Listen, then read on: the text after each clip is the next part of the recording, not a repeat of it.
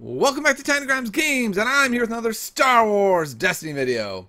And this week, I'm going to start something new where I'm going to take a closer look at decks that are winning store championships or other major events. So here we have a really interesting deck that won this weekend. We've got a Bala 9s. Okay. Ventress. Wait, what? Ventress? That's kind of cool. Ventress is this card that's kind of seemed like it was a little bit worse than Dooku. She's got 1 health less. Her dice are similar, but she also has this amazing ability that when your opponent discards to reroll, they have to discard a second card if they have one. Dooku, on the other hand, is more of a sustained character where when you do damage to him, he's discarding. So it's an interesting inclusion. Initially, when I look at a list like this, what immediately jumps out to me is how many starting dice does it have? And this deck only has 3, so it's only a 1-die Bala. And that worries me a bit. I've tried a whole bunch of 3-dice 9s decks, and they're fine. They can work really well, especially if you get lucky with Balatique or Ventress hitting the resource. It's just, you have to get a little luckier if you have less dice to hit that resource to be able to get that 3-drop on turn 1. So from that perspective, I haven't really liked the 3-dice decks. I've tried a bunch of them myself. Actually, this week on the Smuggler's Den, we're going to be talking in great detail about all kinds of 9s decks. And so initially, right from the start, I'm wary, right? Like, I'm wary about having only 3 dice. So let's talk about sort of the pros and cons of this deck then. One of the great pros of having Ventress in the deck is that it screws over really hard certain types of decks that want to be able to do something like put a bunch of dice on the board and then just keep rolling until they roll a lot of damage. Phasma sort of comes to mind, right? They want to like play 1 removal, play an upgrade, and then be able to reroll several times. And if you make it so that they're rerolling substantially less, those Phasma decks are a lot more reliant on rolling their damage sides, and they usually don't have that many. So like Phasma has the 2 damage sides, but if you give her 3 rolls, she's going to hit 1. Another couple of decks that this seems great with or against is like a Han Rey deck. Han just has those 2 damage sides, but if they get to roll a whole bunch of times, then they're in business. And they want to do all kinds of tricks, so they're not going to have enough cards to be able to, have 3 cards left to do 2 rerolls. The same thing is the case for, say, a Qui-Gon Rey deck. They don't want to drop all of these cards on rerolls. So from that perspective, I love the idea of Ventress, but I've always loved the idea of Ventress. And to me, the question then becomes, is Ventress a better choice than other possibilities to go with 9s? The question is not, is 9s Ventress Bala going to win some games? Of course it is. It has 9s in it. It's got 9s. The deck has weapons. It will win some games.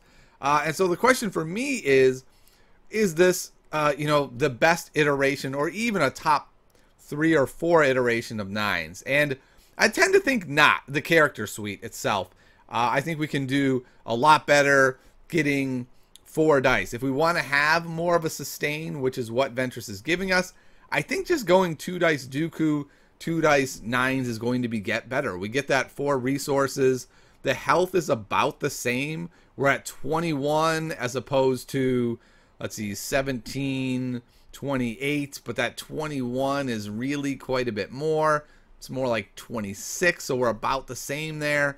And we get an extra die. That just feels a little bit better to me.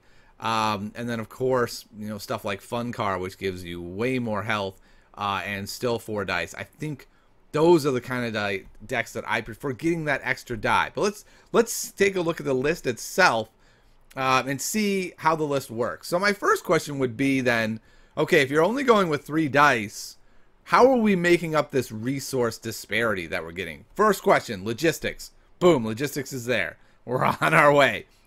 But next I would go, in a deck like this where you only have the 3 dice, I think you really want Enrage, and there's no Enrage. That surprises me a little bit. I think Enrage is an automatic include in a deck like this. It has 2 copies of Fair Trade. Fair Trade is one of those cards that it feels so awesome when it works, right? When it works, you're just like, yes.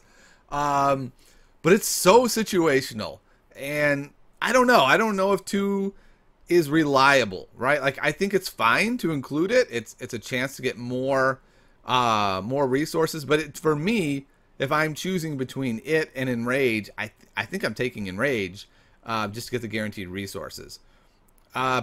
Bait and Switch to me is an interesting card. I don't think Bait and Switch really works all that well. You don't have that many dice to start with. And what, like, you're really that eager to give up resources to get damage? I don't think you are in a 9s deck. I think you actually want resources. And I'm not saying Bait and Switch is a bad card. If you had a 40 card deck, maybe it makes it in. But I just feel like with some of the things that are missing, I personally would pull Bait and Switch. I would probably go down to 1 fair trade. Friends in High Places is really intriguing, actually, in a 9s deck. The problem is, it's way more intriguing in like a Funkar deck, where Funkar rolls out his 2 dice and he gets like a 2 disrupt and a +2 resource, and they don't have any resources. And so now you're like, I can probably trigger that to pull a card out of hand, but you know what? I can wait. I'll, throw out a weapon with 9s and then roll in the Trooper. There's 7. Boom, all Friends in High Places. Then I'll trigger Unkar's ability. I think in that deck, it's dicey, but doable.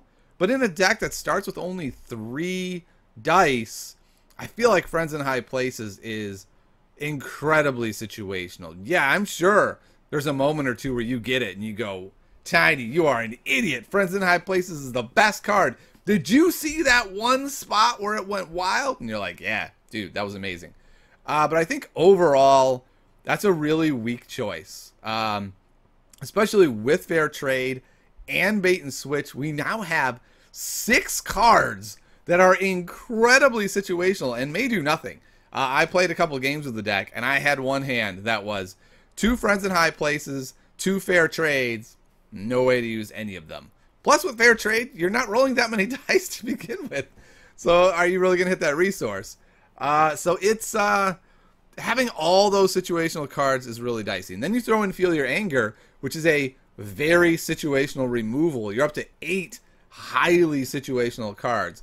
I feel like those 8 cards could probably be removed and this deck would be substantially better.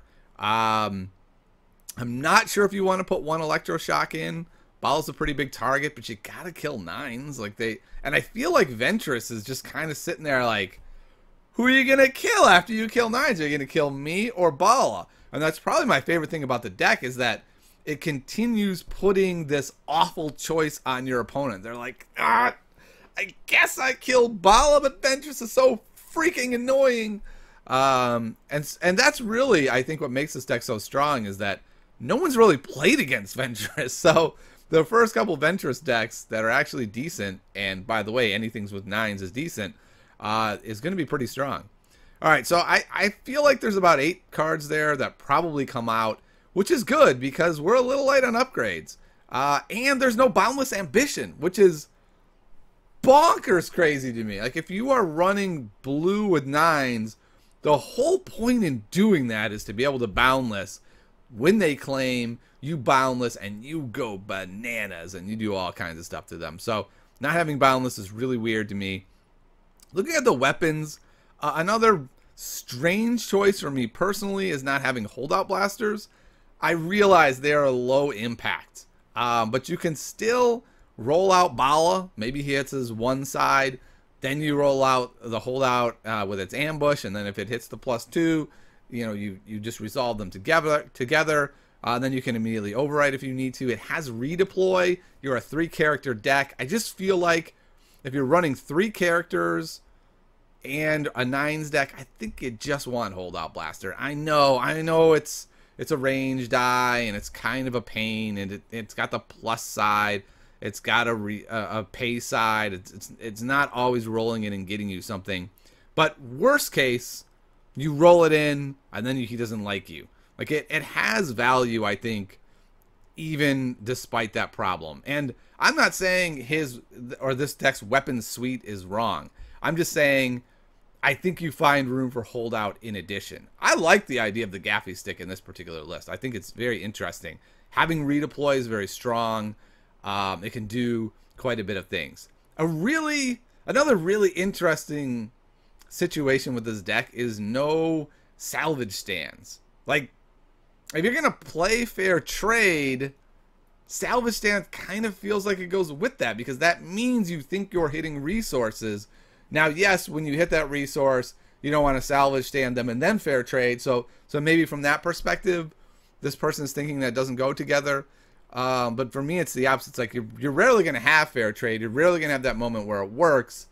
Salvage stand, if you think your rolling resources is really good, I don't actually think he's rolling resources, so I probably wouldn't have either of them, or maybe one fair trade in the list.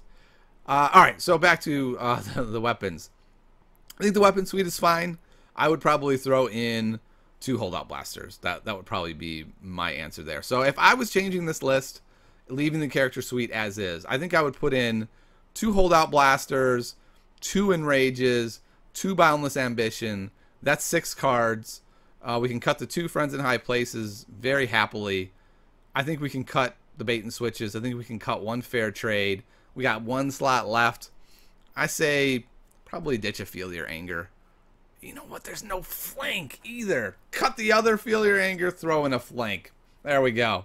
It's about a 7-card switch. I think that will take this list from being quite marginal, to be honest, to being reasonable. I mean, it's a 9s deck. Let's just say that one more time. If you're in a tournament and there aren't any other 9s decks, this deck is going to do well because it's a 9s deck.